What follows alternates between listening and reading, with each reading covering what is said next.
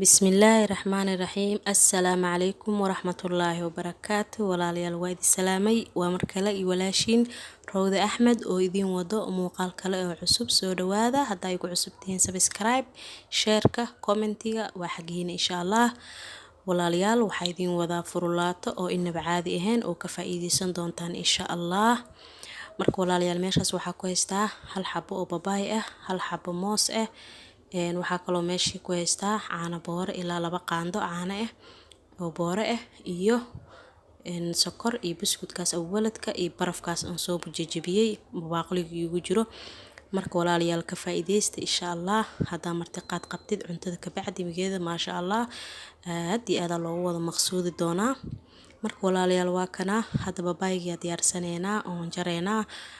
miraha iyo dhaxda waxa uu ku jira ka bixinayna insha Allah ka bacdina mooska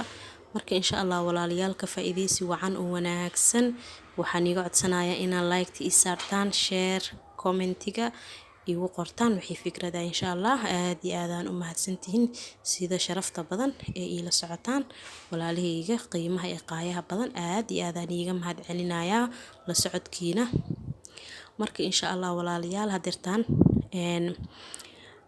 intaas had isku diyaarsaneena ka bacdina waxa la dhahay mooski wixii kala taa diyaarsaneena furlaatadan inta caadi ma ahan idinkana soo arka soo sameeysta insha Allah